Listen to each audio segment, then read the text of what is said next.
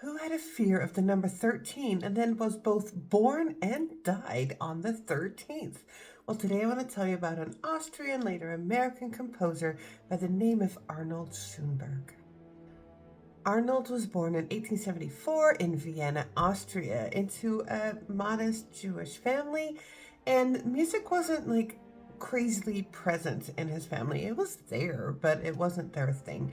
And what happened is he was very self-driven from the beginning. There was no outside influence driving him here, and we're going to see that this is kind of how he creates music. When he was 8, he started violin lessons with somebody.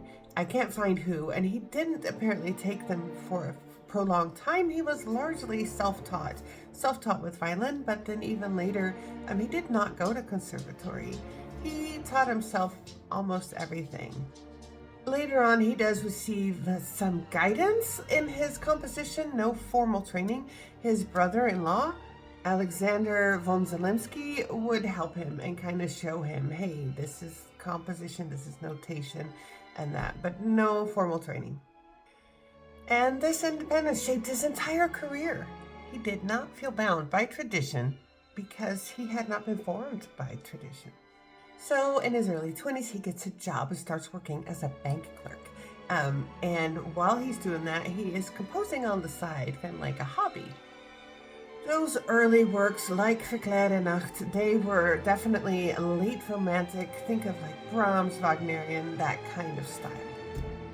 During this time, he meets a girl named Matilda, and he falls madly in love, and they get married. They end up having 2 children. Their marriage is described as, I guess, passionate. There was a lot of love, but it was complicated. It was emotionally turbulent and formed his early adult life. Schoenberg began pushing harmony further and further, and by 1908, he effectively abandoned traditional tonality. During the same time, he also started painting, and he was really good. Other artists, like Kandinsky, was like, hey, look at this guy. We need to look at him. He's a serious artist. I think this composition and this art came out of the same place of him. He had this deep need for showing what he believed was the truth. During this time, he also, he had taught himself how to play cello. He would play in orchestras. He would compose operettas because they sold well. And this way he was starting to make money from his art, from his music, and could walk away from his other formal day job. And then something happens that I find extraordinary. He gets a job as a lecturer at a university. Now remember, he has no formal music education. Yet here he begins a career of educating, and he has taught in different conservatories, both in Europe and in America from then on. This speaks to his brilliance, both as a orator, but also what did people see in his music that was so different, that was so astonishing, that they're like, hey, this person needs to come in and teach our next generation, which he did. I did a video on John Cage at one point, and actually Schoenberg is the one that taught him. Besides teaching, performing, and composing, and painting, he also does some other stuff. He is an inventor, guys, and he invents the following: a tennis notation system, also a chessboard where you can play chess with 4 people, a musical typewriter so you can compose that way, and a special library chair.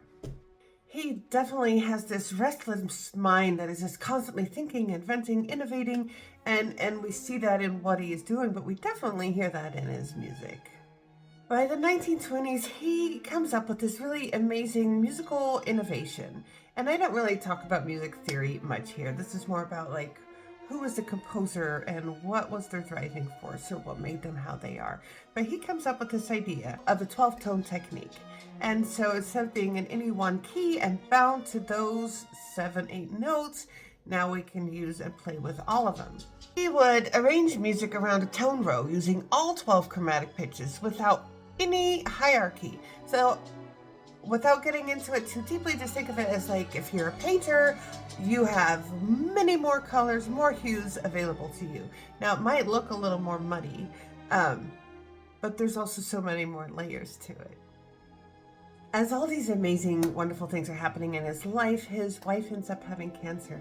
And in 1923, she passes away, which is hard. He has kids and now he's single. But the next year, in 1924, he marries Gertrude. And her brother was a very well-known violinist, so I'm sure that's how they met. Unlike his first marriage, which was loving, but unlike that one, this one was very stable, very supportive, and he had some more children with her, and they stayed married until he passed away a long time later.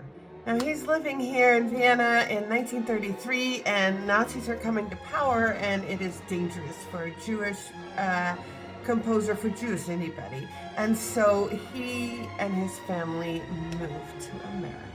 For a little while, he was on the East Coast, and then he moved to Los Angeles, where many Jewish people had moved to. This exile was very transformative, also traumatic.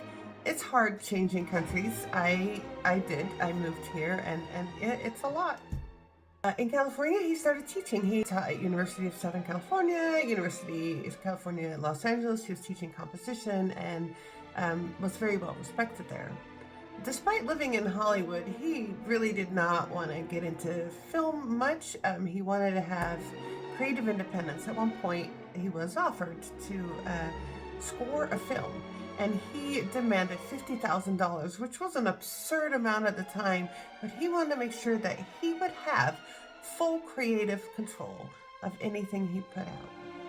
Despite this huge influence, he had a mandatory retirement, mandatory because he was 70 from UCLA, and his retirement checks were only $38 a month.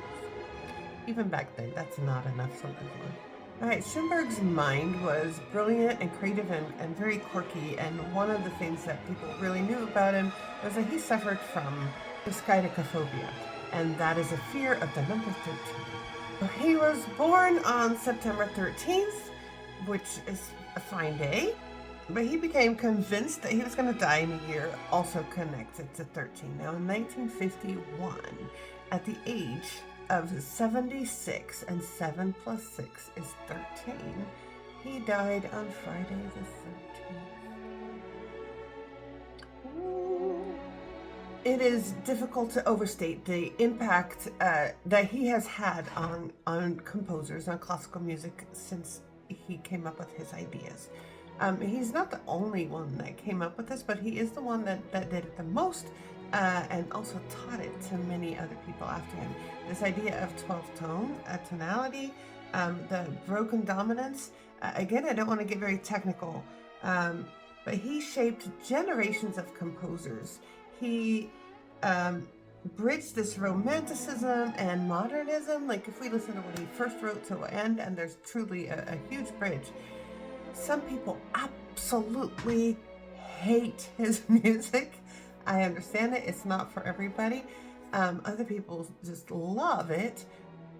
But despite how you feel about it, it made a difference on the musical world. It made a difference on how people write, and so also how people hear and listen. Go and listen to something by Arnold Schoenberg.